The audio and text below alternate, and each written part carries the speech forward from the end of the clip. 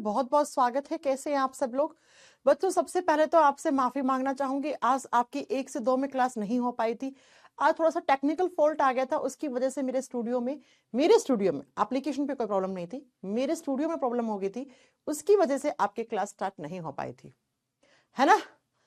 हाँ, sound, audio, video सब कुछ क्लियर है ना? एक बार मुझे कमेंट करके प्लीज बताएंगे कि मैम यस सब कुछ क्लियर है, ऑडियो वीडियो सब कुछ क्लियर है, तो अपनी क्लास स्टार्ट करें। हाँ, कुछ बच्चे लाइव आ चुके हैं। बच्चों, ऑडियो वीडियो सब कुछ क्लियर ही है वैसे मेरे हिसाब से। तो आज सबसे पहले तो मैं आपको बता दूं, आपकी 1 से 2 में क्लास नहीं हो पाई थी, इसलिए मैंने कहा छुट्टी लगाने से अच्छा है 7 से 8 में क्लास कर लेते हैं। थोड़ा टेक्निकल टीम की वजह से ही, मतलब जिससे क्लास लगती है ना, जिस सिस्टम उससे क्या कहते हैं, वो ही आज काम नहीं कर रहा था 1 से 2 वाली क्लास में, इसलिए बच्चों थोड़ा सा प्रॉब्लम हो गया है ना। चलो, तो थोड़ा सा प्लीज आप मैनेज कर लो। मैंने सोचा कि 1 से 2 में नहीं तो 7 से 8 में ले लेंगे क्लास, लेकिन हम लेंगे क्योंकि छुट्टी करना मंडे से फ्राइडे में छुट्टी में मैं नहीं करती हूँ, ना के बराबर ही छुट्टी करती हूँ। अनटिल अनलेस की बहुत ही ज्यादा इमरजेंसी ना हो, तब तक मैं मंडे से फ्राइडे में छुट्टी नहीं करती हूँ। लेकिन अगर मंडे से फ्राइडे में कोई छुट्टी होगी तो हम उसको वीकेंड पे कवर भी करेंगे, ठीक है बच्चों? तो सबसे पहले माफी भाई, आई एम रियली सॉरी। आप लोगों ने अगर वेट भी किया हो आज 1 से 2 में तो मैं माफी चाहूंगी, आगे से मैं ऐसा नहीं करने दूंगी। आज देखो, मेरी क्लास थी 11:30 से 12:30 यूट्यूब पे, वो वाली हो गई थी, लेकिन उसके बाद कुछ प्रॉब्लम आ गई थी, पता नहीं क्या प्रॉब्लम आ गई थी। उसके बाद थोड़ा सा प्रॉब्लम आ गया था, पता नहीं क्या प्रॉब्लम आ गया था, है ना? चलो आओ स्टार्ट करें अपनी आज की क्लास। हम क्या पढ़ रहे थे? हम लास्ट क्लास में पढ़ रहे थे डाइजेस्टिव सिस्टम। फटाक से 5 मिनट में रिवाइज करेंगे बच्चों। कंप्लीट डाइजेस्टिव सिस्टम कुछ इस तरीके का होता है ना? पाचन तंत्र ऐसा होता है, ये हमारा कंप्लीट डाइजेस्टिव सिस्टम है। लास्ट क्लास में हमने पढ़ाया था डाइजेस्टिव सिस्टम माउथ से शुरू होता है, मुंह से शुरू होता है। माउथ में हमें क्या क्या पढ़ने होते हैं? दांतों के बारे में, जीभ के बारे में, और हमें सलाइवा, लार के बारे में पढ़ना है। अब लास्ट क्लास में हमने पढ़ा था दांत क्या होते हैं, कितने प्रकार के होते हैं, बच्चे में कितने दांत होते हैं, बड़े में कितने दांत होते हैं, बच्चे का डेंटल फॉर्मूला क्या होता है, फटाक से लिख के मुझे कॉमेंट सेक्शन में बता दो। हाँ जी, चाइल्ड का डेंटल फॉर्मूला क्या होता है, मुझे फटाक से बता दीजिए। चाइल्ड का डेंटल फॉर्मूला क्या होता है? उसके बाद हमें आज पढ़ना है टीथ का स्ट्रक्चर, दांत कैसा दिखता है। यहां से 2-4 क्वेश्चन बनते हैं, तो वो सारे क्वेश्चंस हम अभी क्लियर करेंगे। बच्चों, ऐसे दांत थे 4 प्रकार के, हमने सारी बातें पढ़ा दी थी लास्ट क्लास में। ये है दांत का स्ट्रक्चर, ये टीथ का स्ट्रक्चर है, ये दांत की संरचना है ना? एक बच्चा कह रहे ma'am please start the class. Class is already started बेटा, हाँ क्लास स्टार्ट हो गई है। आप अपना इंटरनेट वगैरह चेक कीजिए बच्चा। तो लिखेंगे दांत कैसा होता है। अब हमें क्या पढ़ना है आज की क्लास में, यहीं छोड़ी थी हमने। हाँ जी, याद है ना आपको? मैंने कहा था अगली क्लास में मैं दांत की संरचना के बारे में बताऊंगी, जहां से क्वेश्चन बनते हैं कि दांत की स्ट्रक्चर होती कैसी है ना? दांत कैसा दिखता है। देखो बेटा, मैं शॉर्ट फॉर्म में लिखूं ना STR, तो आप उसको समझ लेना कि वो स्ट्रक्चर लिखा है मैम ने, ठीक है? तो संरचना कैसी होती है या दांत की संरचना कैसी होती है। अब बहुत ध्यान से आपको पढ़ना है दांत कैसा होता है। सबसे पहला मैं एक फोटो दिखा रही हूं, इस फोटो से हम समझेंगे और सारे क्वेश्चंस करेंगे। बच्चों, ये जो आपको सफेद वाला हिस्सा दिख रहा है, ये वाला हिस्सा दिख रहा है दांत का, है ना? तो इसे बोलते हैं क्राउन भाग। बच्चों, आप मुझे बताओ क्राउन कहां पहनते हैं? सर पे पहनते हैं। सर कहां है? ऊपर है ना? तो दांत का जो अपर वाला पार्ट होता है, टीथ का जो ऊपरी भाग होता है, उसको हम क्राउन भाग कहते हैं। दांत का अपर पार्ट क्या लिखोगे? दांत का ऊपरी भाग होता है, उसको हम क्या कहते हैं? उसको हम क्राउन कहते हैं, क्राउन पार्ट कहते हैं। आई बात समझ में? हाँ जी मैम। और दांत का जो निचला हिस्सा है, जहां पे मसूड़े होते हैं, उसको हम दांत की जड़ों वाला भाग कहते हैं। ये दांत की रूट्स है, और इसको हम क्या कहते हैं? गम्स कहते हैं। गम्स को हिंदी में मसूड़े कहते हैं। तो सबसे पहला क्वेश्चन तो बच्चा आपको क्या जानना है कि हमारा जो दांत, ये वाला सफेद वाला पार्ट है, ये दांत का ऊपरी हिस्सा माना जाता है। ये अपर वाला पार्ट है, यानी कि अपर का मतलब क्राउन हिस्सा है। और जहां पे दांत के मसूड़े होते हैं, गम्स होते हैं, उसको हम क्या कहते हैं? उसको हम कहते हैं बच्चा, आप बताएंगे, रूट्स या दांतों का जड़ों वाला हिस्सा, ठीक है? अब इन दोनों हिस्सों के बीच में एक कैविटी होती है, ये रहा ये वाला हिस्सा, इसे कहते हैं पल्प कैविटी।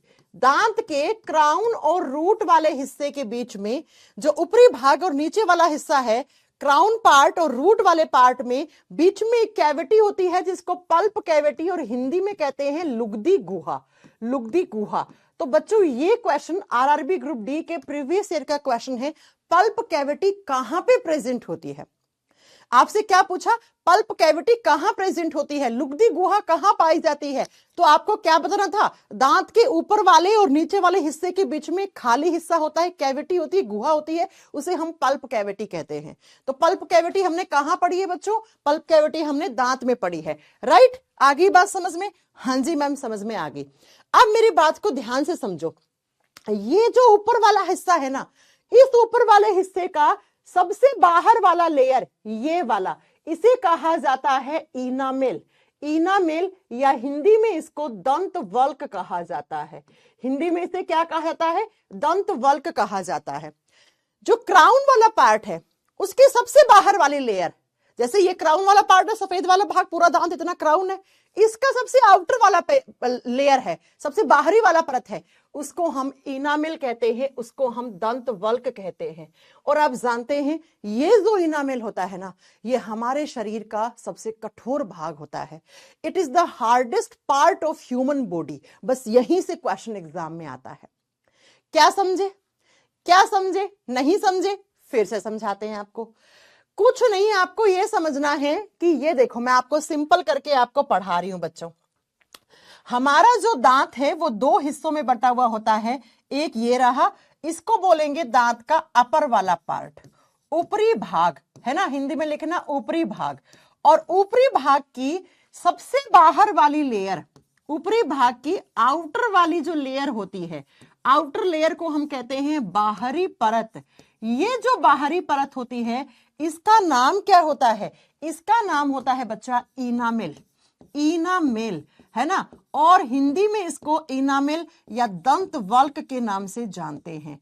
और यही इनामेल या दंत वल्क जो होता है वो हमारे शरीर का सबसे कठोर भाग होता है। It is the hardest part of human body. आपसे पूछ ले मनुष्य के शरीर का सबसे कठोर भाग कहां पे होता है, दांत में। दांत में कहां, अपर पार्ट में। अपर पार्ट की कौन सी लेयर, सबसे आउटर वाली लेयर, ठीक है। अब ये सबसे हार्ड क्यों है, पहले ये सुनो। क्योंकि ये जो दांत का हिस्सा होता है ना, अपर वाला हिस्सा, ये पता है किसका बना हुआ होता है, ये कैल्शियम सोल्ट का बना हुआ होता है। पहला सोल्ट होता है कैल्शियम को, जिसको कैल्शियम कार्बोनेट कहते हैं। और दूसरा ये किसका बना हुआ होता है, कैल्शियम फॉस्फेट का बना हुआ होता है। इसीलिए हमारे दांत किसके बने हुए होते हैं, हम पढ़ते हैं हमारे दांत कैल्शियम कार्बोनेट और कैल्शियम फॉस्फेट के बने हुए होते हैं। और कैल्शियम और फॉस्फेट मिलके हमारे दांतों को क्या बनाते हैं, हार्ड बनाते हैं, कठोर बनाते हैं बच्चों। हार्ड बनाते हैं, कठोर बनाते हैं। आई बात समझ में, है ना। ओके, उमेश कह रहे हैं, उमेश है कि उत्कर्ष, मैम मैं आपके नोट से और आपसे पढ़कर एक इंस्टीट्यूट में पढ़ाता हूं। थैंक यू बेटा, आपने एडमिट किया, बहुत अच्छा, ऑल द बेस्ट, बढ़िया पढ़ाओ बच्चों को, राइट। तो दांत का अपर वाला हिस्सा सबसे हार्ड पार्ट क्यों है, क्योंकि वो कैल्शियम कार्बोनेट और कैल्शियम फॉस्फेट का बना हुआ होता है। आगे बात समझ में। इसीलिए आप देख रहे हो हिंदू समाज में क्या होता है, इंसान की जब डेथ हो जाती है तो इंसान की बॉडी जला देते हैं। जलाने के बाद अगले दिन क्या करते हैं, अस्थियां विसर्जन करने जाते हैं, अस्थियां चुग के लाते हैं। तो अस्थियों में क्या मिलते हैं, दांत के टुकड़े, हड्डियों के टुकड़े। क्योंकि दांत और हड्डियां जो होती है ना बच्चा, वो हार्ड पार्ट होता है हमारे बॉडी का, क्योंकि उसमें कैल्शियम कार्बोनेट, कैल्शियम फॉस्फेट होता है, जिसकी वजह से वो हार्ड होते हैं। और वही अस्थियों को उठा के गंगा नदी वगैरह में विसर्जन कर दिया जाता है अस्थि का, राइट बच्चों। चलो, ये हो गया दांत के अपर वाले पार्ट से क्वेश्चन। अब बच्चों जो दांत का नीचे वाला हिस्सा है, ये नीचे वाला हिस्सा है ना, इसमें क्या होती हैं, इसमें दांत की रूट्स होती हैं, जड़ें होती हैं। ये दांत की जड़ें हैं, ठीक है। और इन्हीं जड़ों के अंदर क्या होते हैं, आपके गम्स होते हैं। गम्स का मतलब होता है मसूड़े, ये आपके मसूड़े हैं। अब बच्चों मेरी बात को ध्यान से सुनना। मसूड़े, कभी कभी आप जोर से ब्रश कर देते हो, मसूड़ा फट जाता है और खून आने लग जाता है। ब्रश करते तो खून आ जाता है ना, क्यों, क्योंकि इन मसूड़ों के अंदर क्या होता है, मसूड़ा किसका बना हुआ है, मांस का बना हुआ है, मसल्स का बना हुआ है, मांसपेशी का बना हुआ है।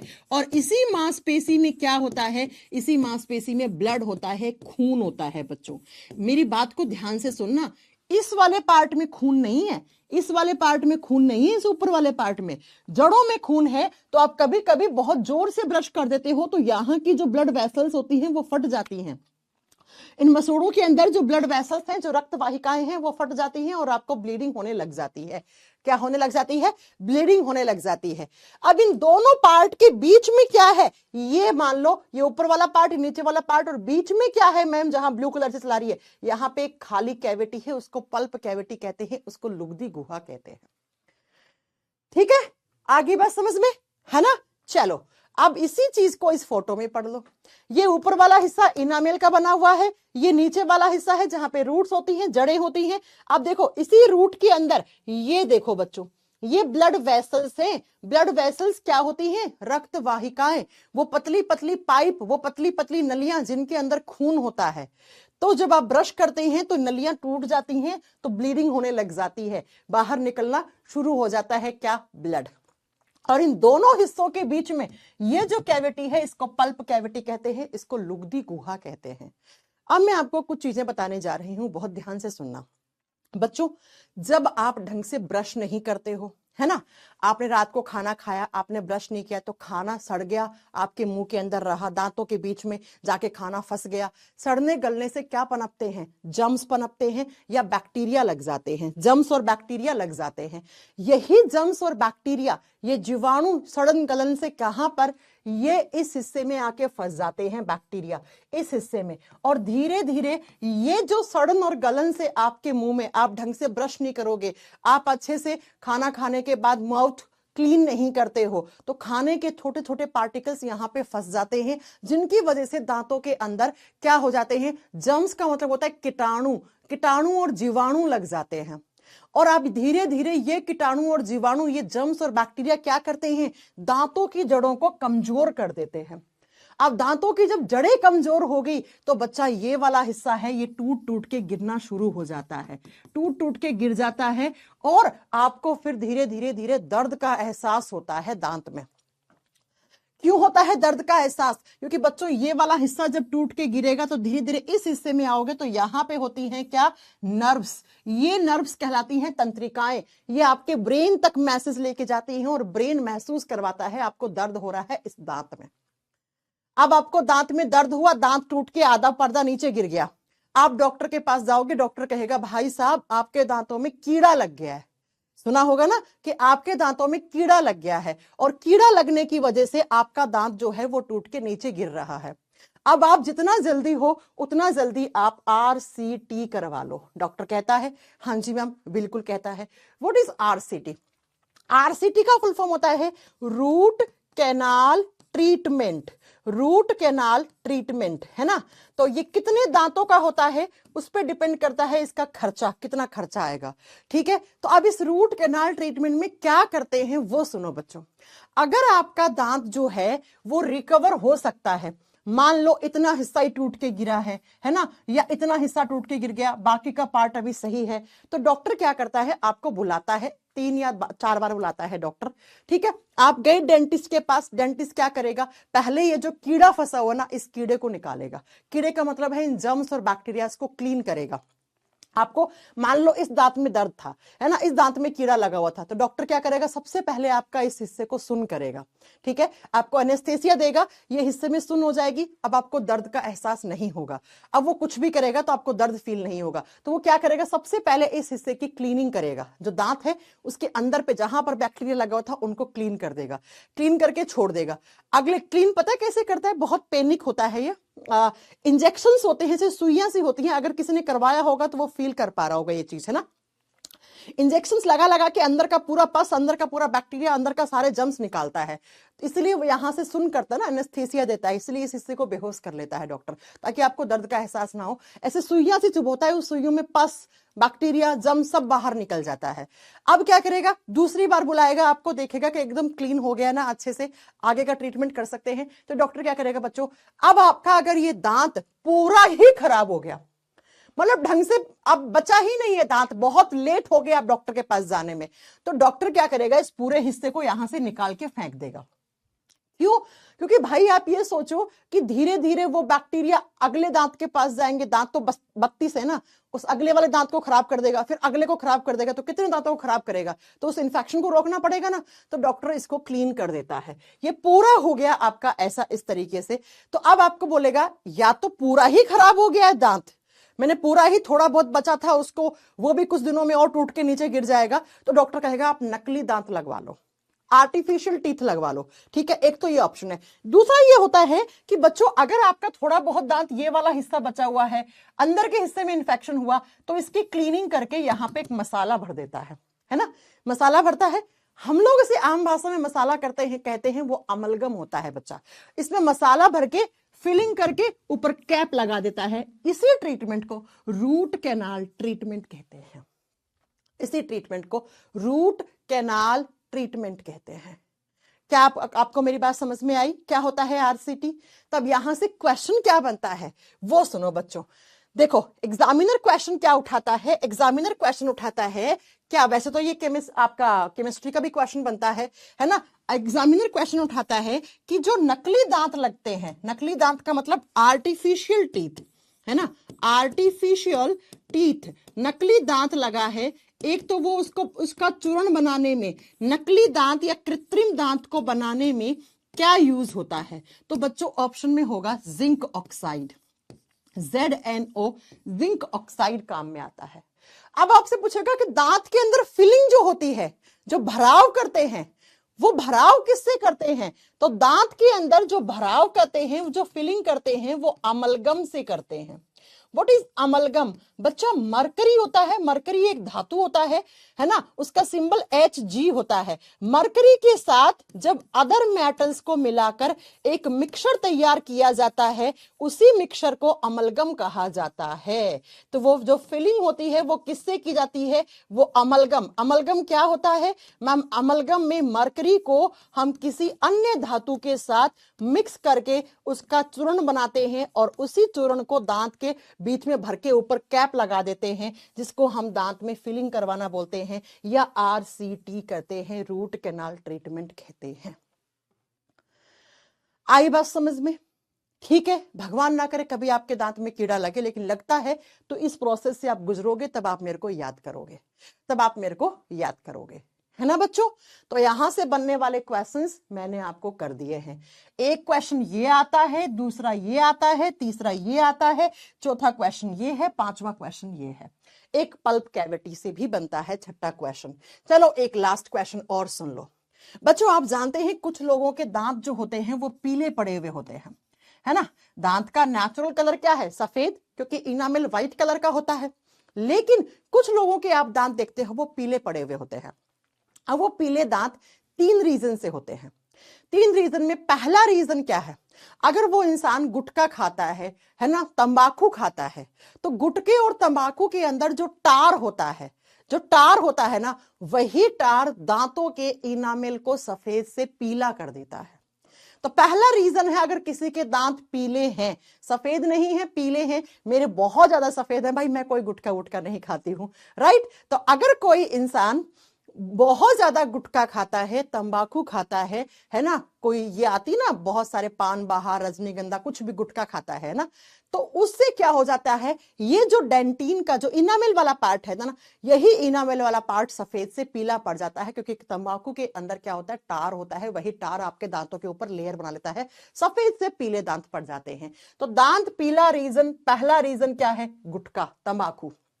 दूसरा रीजन, एक बीमारी होती है बच्चा जिसे बोलते हैं पायरिया, ये हम आपको आगे पढ़ाएंगे। पायरिया, पायरिया एक डिजीज होती है जो किससे होती है? प्रोटोजोवा से होती है। ये एक प्रोटोजोनल डिजीज होती है, ये एक प्रोटोजोवा जनित रोग होता है। तो दांत अगर किसी के पीले हैं दूसरा, तो उसके दांतों में पायरिया लगा हुआ है। यानी कि पायरिया क्या होता है बच्चा? एक प्रोटोजोनल डिजीज होता है, उसके मुंह में प्रोटोजोनल यानी कि प्रोटोजोवा आके इन्फेक्शन कर गए हैं, उसको पायरिया हो गया है। पायरिया में दांत पीले पड़ जाते हैं, मसूड़े कमजोर हो जाते हैं, दांत जो होते हैं वो बीच बीच में टूट के गिर जाते हैं। दूसरा रीजन। तीसरा रीजन क्या होता है दांत पीले पड़ने का? हम पानी पीते हैं, पानी से हमें बहुत सारे मिनरल्स मिलते हैं, है ना, बहुत सारे खनिज तत्व मिलते हैं।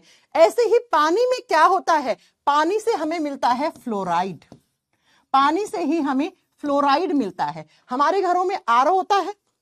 आरओ क्या करता है, जितनी भी वाटर के अंदर इंप्योरिटीज होती है उस इंप्योरिटीज को मिनरल्स में कन्वर्ट करता है, उसी वाटर को आप मिनरल वाटर बोलते हो। तो होता क्या है, पानी के अंदर फ्लोराइड होता है। अगर ये फ्लोराइड आप कम ले लो, आप ऐसा पानी पी लो जिसके अंदर फ्लोराइड है ही नहीं, तब भी आपके नुकसान है। और अगर फ्लोराइड ज्यादा वाला, आपने एक शब्द सुना होगा टीडीएस मेंटेन होना चाहिए हमारे फिल्टर का, तो वो टीडीएस में क्या चेक करते हैं, कितने मिनरल्स फेंक रहा है आपका आरओ या कितना इंप्योरिटीज उसके अंदर जा रही है ना। तो बच्चा अगर ये फ्लोरीन जो है ये आप पानी के अंदर बहुत कम ले रहे हो, कम का मतलब यहां पे मैंने डिक्रीज का सिंबल लगा दिया है, तब आपके दांत खराब हो सकते हैं, आपको टूथ डिके हो सकता है ना। आपको क्या हो सकता है, टूथ डिके हो सकता है। टूथ डिके का मतलब होता है दांतों का क्षरण हो सकता है, दांत का कोई हिस्सा टूट के गिर सकता है, राइट। इसीलिए गांव के लोग बेचारे क्या करते हैं, आरओ का पानी तो पीते नहीं है, मिनरल वाटर तो पीते नहीं है, तो उनके दांत क्या है, आप देखोगे तो हर 10 में से 2-4 लोगों के दांत खराब मिलते ही हैं, ठीक है। दूसरा बच्चों, ये उस गांव की बात बता रही हूं जहां पे खारा पानी आ रहा है ना, हार्ड वाटर आ रहा है। अब आजकल तो हमारे देश के गांव बहुत विकसित हो गए हैं, वहां पे इतना खारा वारा पानी नहीं आता है। लेकिन मैं अपनी बात करूं, मेरी मम्मी जिस गांव से है ना, उस गांव में आज भी 100 में से अगर आप 90 लोगों के दांत पीले देखोगे, क्योंकि वहां का पानी बहुत खारा आता है ना बच्चों। तो अगर फ्लोरीन कम लिया तो टूथ डिके होता है, और अगर आपने फ्लोरीन ज्यादा ले लिया पानी के अंदर, आपने ऐसा पानी पी लिया जिसके अंदर फ्लोरीन ज्यादा था, तो फ्लोरोसिस नाम की एक डिजीज हो जाती है, और जिसकी वजह से क्या होता है, दांत पीले पड़ जाते हैं, येलोइश टीथ हो जाते हैं, ठीक है बच्चों। तो मैं ये बताना चाह रही हूं कि भाई अगर किसी के दांत पीले हैं तो तुरंत ये मत बोलना कि तुम गुटखा खाते हो क्या, है ना। ये मत बोलना कि तुरंत तुम गुटखा खाते हो क्या, थोड़ा सा उसको समय देना, उससे जानना कि भाई तुम्हें कोई पायरिया वायरिया तो नहीं है, या तुम ऐसा कैसा पानी पी रहे हो, तुम खारा पानी तो नहीं पी रहे हो, है ना। तो आपको याद रखना है, हमारे पानी में जो फ्लोराइड होता है वो फ्लोराइड हमारे दांतों को अच्छा भी रखता है, खराब भी करता है। अगर फ्लोराइड कम वाला पानी पियोगे आपके दांत खराब हो सकते हैं, अगर फ्लोराइड ज्यादा वाला पानी पियोगे तो आपके दांतों के बाहर पीलापन आ सकता है। इसीलिए हम कहते हैं जहां पे खारा पानी आता है, केमिस्ट्री में पढ़ोगे आप, खारा पानी हम नॉर्मल लैंग्वेज में बोलते हैं, केमिस्ट्री में हार्ड वाटर बोलते हैं, कठोर जल बोलते हैं, ठीक है, जिसके अंदर इंप्योरिटीज होती हैं कैल्शियम मैग्नीशियम के आयंस की, राइट बच्चों, है ना। Hello sir, best teacher of science. Vicky Patel मैं तुम्हें सर लगती हूँ, पहली बात तो आप मैडम सर बोल सकते हो मुझे, है ना, लेकिन आप अकेला सर बोल रहे हो तो कैसे काम चलेगा, है ना। आप मुझे ही कह रहे हो, किसी और टीचर को कह रहे हो, कोई मेल टीचर है उनको बेस्ट टीचर बोल रहे हो आप, राइट बच्चों। तो अगर किसी के दांत पीले हैं तो इनमें से कोई एक रीजन है, आप बता दोगे, ठीक है। और जब फ्लोराइड ज्यादा ले लेते हो आप पानी में तो क्या होता है, तो लिख दीजिएगा फ्लोरोसिस होता है। ये बहुत बार एनडीए सीडीएस के एग्जाम में पूछा हुआ क्वेश्चन है कि व्हाट इज फ्लोरोसिस, फ्लोरोसिस होता क्या है, तो आपको बताना है हमारे पानी के अंदर अगर आप फ्लोराइड की मात्रा ज्यादा पीते हो तो उसको फ्लोरोसिस कहते हैं।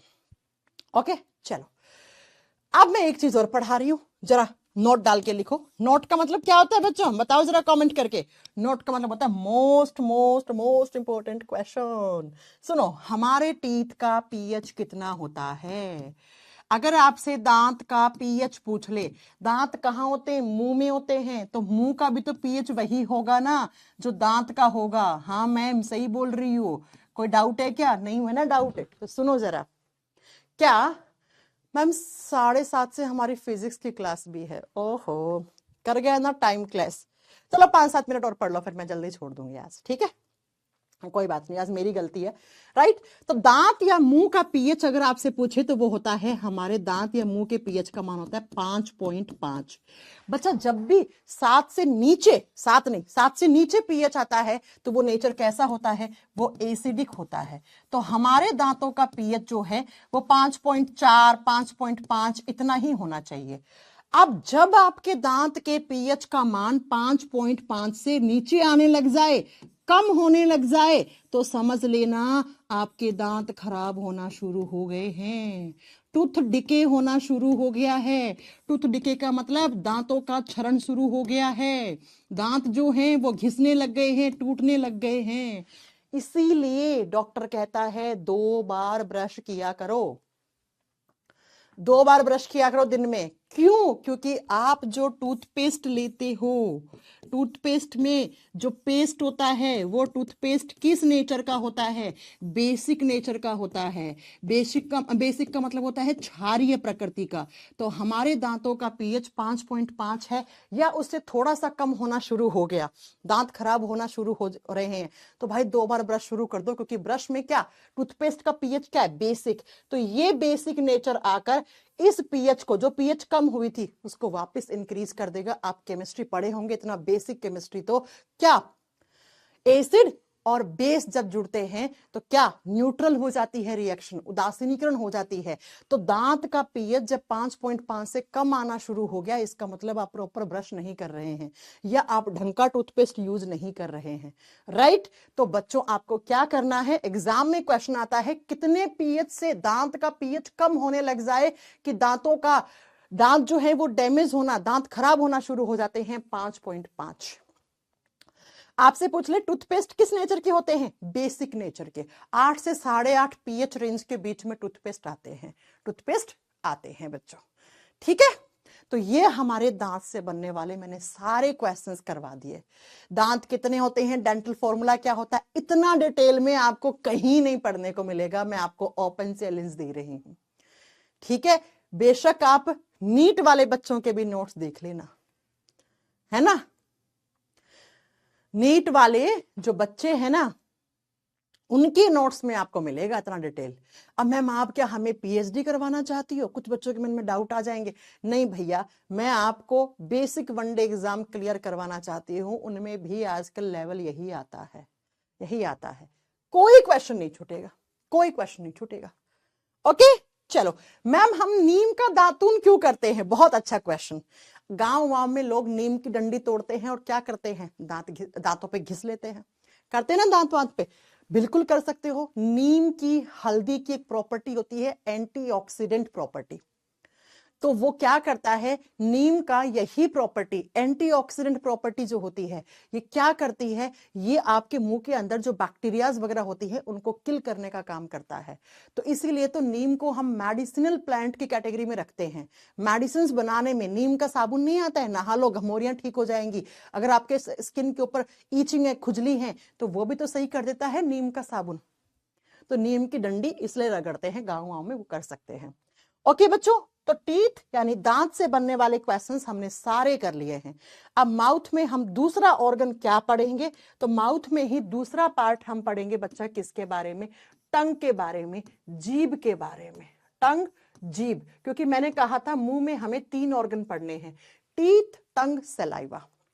अब क्योंकि आपकी फिजिक्स की क्लास है अभी 7:30 से, तो मैं ये क्लास यहीं पे छोड़ रही हूँ। आज आधे घंटे ही पढ़ाया, और वैसे भी आज बच्चे कम लाइव आए क्योंकि बच्चों को पता ही नहीं लगा।